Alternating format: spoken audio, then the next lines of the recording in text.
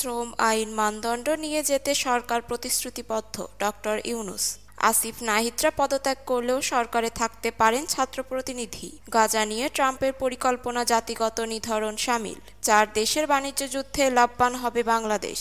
সর্বশেষ থাকছে ওমর মামুন আসাদুজ্জামান নতুন মামলায় গ্রেপ্তার। এতক্ষণ শুনলেন সংবাদ শিরোনাম, এবার থাকছে বিস্তারিত।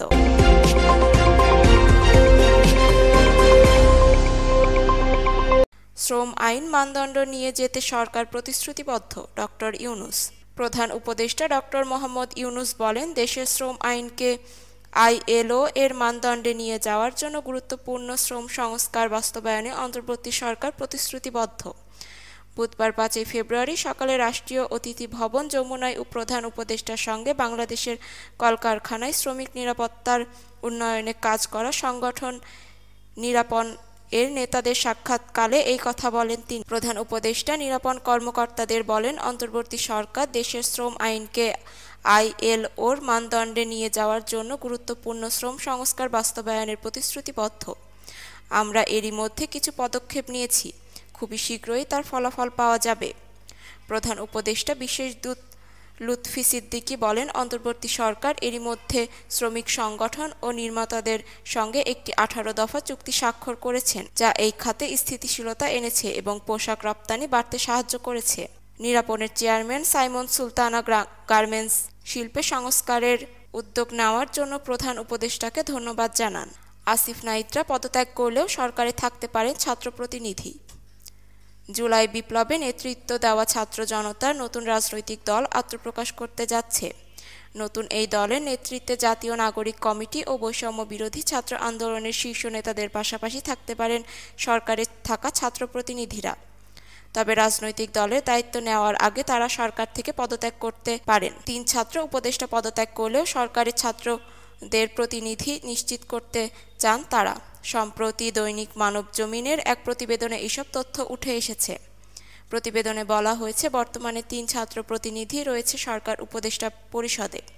এরা হলেন তথ্য ও সম্প্রচার এবং আইসিটি উপদেষ্টা নাহিদ ইসলাম, স্থানীয় সরকার এবং যুব ও ক্রীড়া উপদেষ্টা আসিফ মোহাম্মদ সজীব ভুঁইয়া এবং উপদেষ্টা মাহফুজ আলম। এই 3 জন ধাপে ধাপে পদত্যাগ করতে পারেন বলে প্রতিবেদনে উল্লেখ করা হয়েছে। এতে আরও বলা হয়েছে, জাতীয় নাগরিক কমিটি যুগ অসহায়ক আরিফুল ইসলাম আবিদ বলেন, ভবিষ্যৎ রাজনৈতিক উদ্যোগে যুক্ত হতে সরকারে থাকা ছাত্রদের প্রতিনিধিদের মধ্যে 2-1 জন উপদেষ্টা পদত্যাগও করতে পারেন।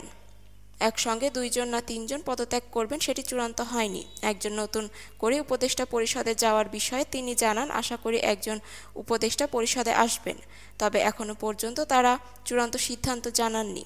প্রতিবেদনে আরও বলা হয়, ডক্টর মোহাম্মদ ইউনূসের নেতৃত্বাধীন উপদেষ্টা পরিষদে রদবদল আসতে পারে, নতুন কয়েকজন যুক্ত হতে পারে উপদেষ্টা পরিষদে। ছাত্ররা চাচ্ছেন সরকার তাদের একজন প্রতিনিধি থাকুক যিনি রাজনৈতিক প্রক্রিয়ায় অংশ ছিলেন না বা হবেন না, তবে এই প্রক্রিয়ায় অভ্যুত্থানের কোনো অংশীজনের সঙ্গে বিরোধ করতেও চান না তারা। গাজা নিয়ে ট্রাম্পের পরিকল্পনা জাতিগত নিধন শামিল।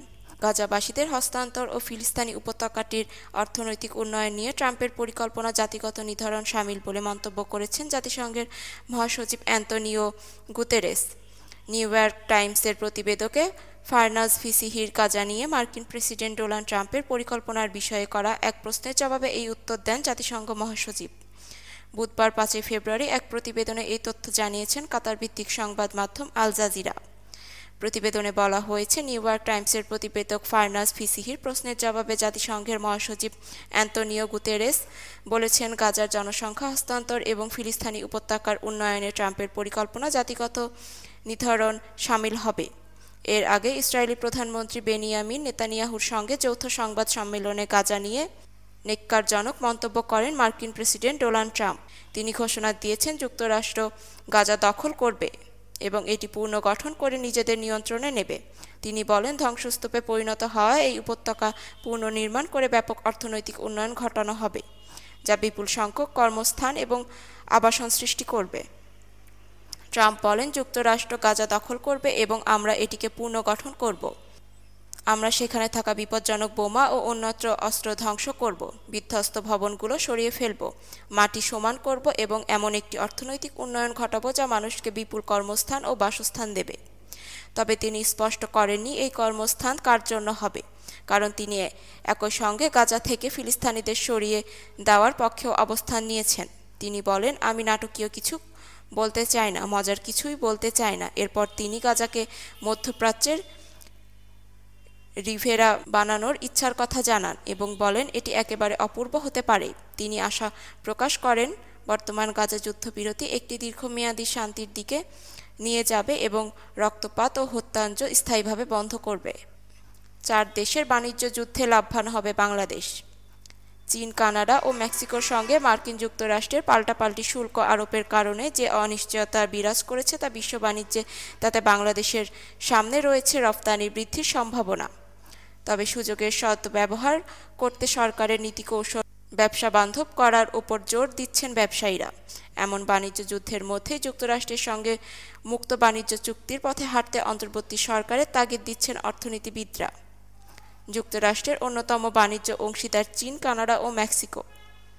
ইউএস ডিপার্টমেন্ট অব কমার্সের আওতাধীন অফিস অব টেক্সটাইল অ্যান্ড অ্যাপারেলের হালনাগাদ বলেছে, 2024 সালে জানুয়ারি থেকে নভেম্বরের সময়ে যুক্তরাষ্ট্রে চীন 1,522 কোটি ডলারের মূল্যের পোশাক, কানাডা 47 কোটি ডলারের এবং মেক্সিকো 241 কোটি ডলারের পোশাক রফতানি করেছেন।